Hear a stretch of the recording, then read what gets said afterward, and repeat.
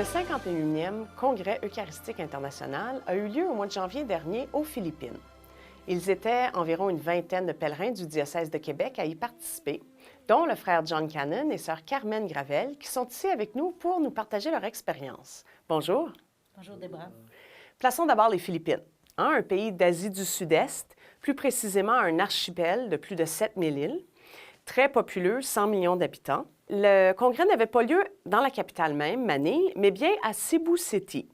Parlez-nous un peu de Cebu City. Une petite île qui a de 40 km sur 240 à peu près, une population de 2 millions, avec une jeunesse extraordinaire. On dit que 52% ont moins de 25 ans.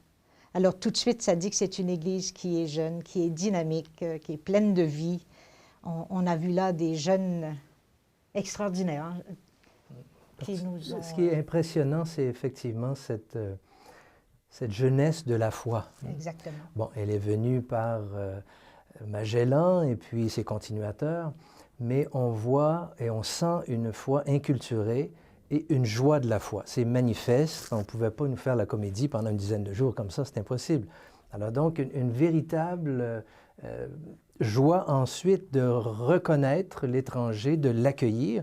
Et je pense que tu peux témoigner de ce que tu as reçu justement à ton arrivée. On a vécu un accueil inconnu jusqu'à... En tout cas, pour ma part, je n'ai jamais été accueillie comme ça dans un endroit où je suis arrivée en pays étranger. On descendait de l'avion et là, nous étions attendus par 2 jeunes Philippines et un garçon qui tenait justement le logo du Congrès. Et on nous a remis chacun ce collier-là. Alors tout de suite, là, on s'est senti de la famille. C'était vraiment impressionnant. Et tout de suite, moi, c'était de me dire, bien, il me semble que quand je vais arriver chez Dieu le Père, là, ça va être comme ça, l'accueil. Tu sais, je vais t'accueillir dans ce... C'était vraiment impressionnant. C'était de la communion fraternelle et une vraie joie de se sentir accueilli. Alors, évidemment que ça donnait le ton pour tout le reste du pèlerinage. Et tout de suite, évidemment, ça dilate le cœur. Ça nous met en position eucharistique. Hein? Ça fait en sorte que le cœur accueille et se met en état d'accueil. Et là, évidemment, la grâce peut passer entre nous, et donc ça dispose très bien à entrer dans ce qui était le thème du Congrès eucharistique, le Christ en nous, l'espérance de la gloire. Alors, approfondir cette réalité à partir de la communion que nous vivions de la part de ceux qui nous accueillaient et entre nous. Donc, on a essayé de garder cet esprit du début à la fin.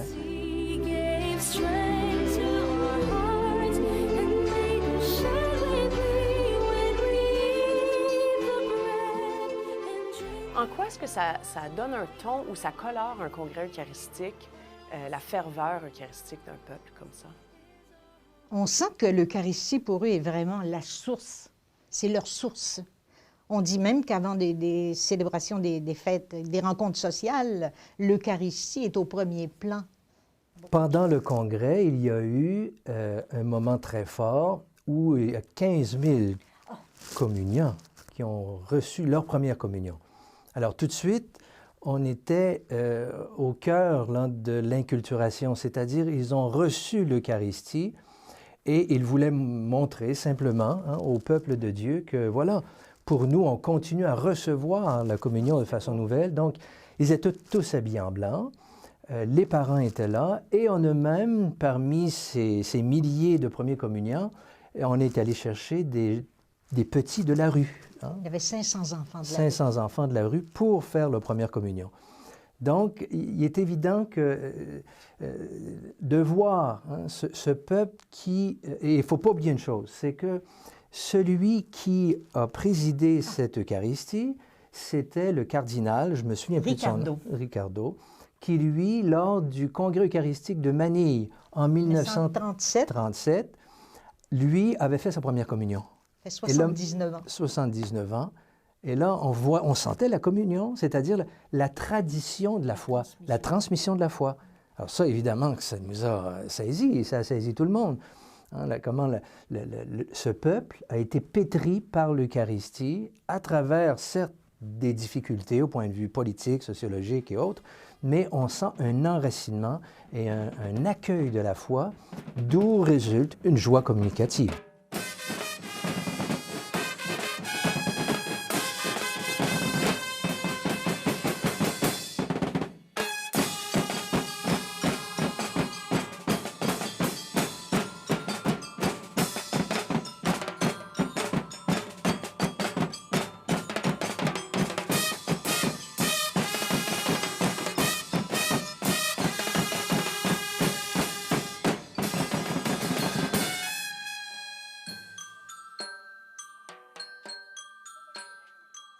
Qu'est-ce que ça nous dit pour notre société d'aujourd'hui, cette question de transmission de la foi? Mais quelles que soient les situations qu'on a à vivre, le Seigneur est tellement présent.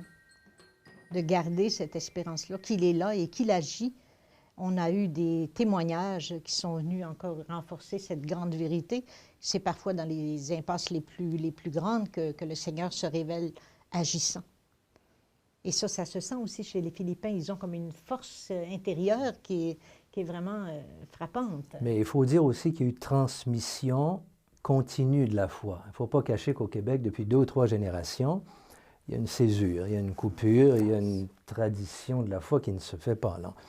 D'où un manque de joie. Je pense que, bon, et de la désespérance, surtout parmi les jeunes. Il ne s'agit pas d'être négatif, mais c'est certain que lorsque nous sommes revenus, et je pense que je ne suis pas le seul, il y en a d'autres également qui ont vécu, je pense, l'effet de contraste, c'est moins qu'on puisse dire. Et évidemment que nous, ça a suscité en nous, puis là on en parle depuis, plus grand esprit de prière, d'adoration, de supplication, et ne pas avoir peur de partager notre foi. Moi, je travaille avec les jeunes et les familles. Il faut parler de cette expérience de Cebu dans le sens de l'espérance, mais certainement dans le sens de la transmission effective de la foi. Et on sait que cette foi, bien, elle est transmise d'abord dans la famille. Alors, le couple et la famille, on y revient toujours. Ça fait 2 ans, 2 ans et demi que l'Église réfléchit là-dessus avec les 2 synodes. Et donc, c'est certain qu'il y a un approfondissement qui doit se faire au Québec. Puis il faut commencer humblement, d'abord avec une culture eucharistique, mais ça nous a été dit en 2008, lorsqu'on a eu notre propre congrès eucharistique.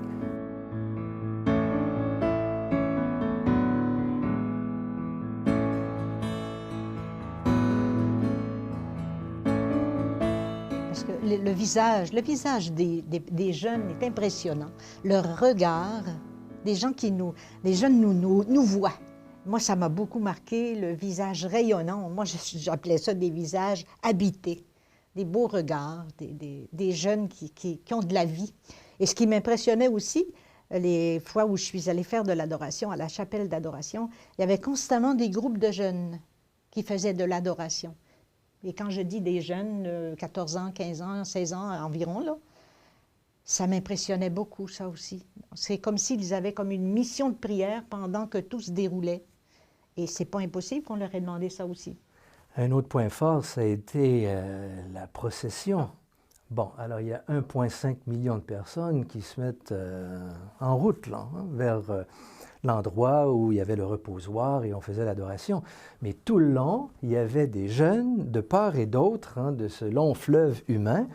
Et ces jeunes nous regardaient, s'approchaient de nous, une communion. Je me sentais comme Jésus en Galilée, je le dis bien simplement, mais j'étais très impressionné. Je me disais, parce qu'il y avait plusieurs prêtres, évidemment, qui étaient en route, et cette vue de foi qu'ils ont du sacerdoce. On sent que ce n'est pas du plaqué, mais qu'ils reconnaissent vraiment dans le prêtre Jésus, et je ne suis pas le seul à avoir fait l'expérience. Mais je crois que ce respect et cet accueil du prêtre fait en sorte que ça stimule la communion et l'accueil de la foi avec une bienveillance qui est notoire. Ce que tu as éprouvé comme prêtre, moi je l'ai éprouvé comme religieuse aussi. Moi j'avais l'impression de me revoir à 10 ans, quand dans ma petite paroisse chez nous, on avait des religieuses.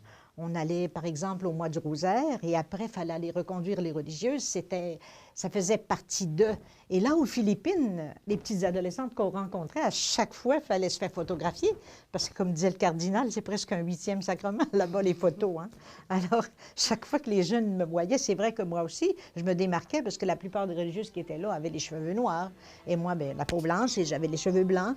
Toi aussi, ça marquait les jeunes. Alors, picture, sister.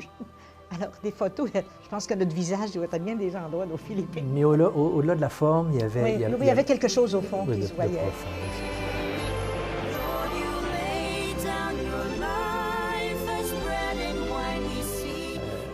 La vie eucharistique, vivre ce qu'on appelle une culture eucharistique, s'enraciner dans l'Eucharistie, c'est au cœur du renouvellement de la foi, puisque l'Eucharistie est source et sommet de toute la vie de l'Église. Et là-bas, on est plongé là-dedans. Moi, j'en suis plus convaincu que jamais. Et avec les jeunes que j'accompagne, comme toi d'ailleurs, on va essayer de partager humblement. C'est une goutte d'eau dans l'océan, mais il faut qu'elle y soit. Bon. On a été des privilégiés, Débra, des privilégiés. Moi, je me posais toujours la question, comment se fait-il que le Seigneur m'ait choisi, moi, pour vivre ce grand événement-là, pour aller fêter, en fait, ce qu'il y a de plus grand au monde, l'Eucharistie, Jésus, Eucharistie. Hein? Et ma réponse, à un moment donné, je l'ai eue à la fin d'une conférence. Un évêque a dit, à un moment donné, vous êtes choisi pour porter l'amour. Et c'est resté là, comme une mission maintenant. Je me dis, c'est beau. Hein? Ben, merci. Merci de partager ce que vous avez vécu avec nous et de témoigner. Merci, Giovanni.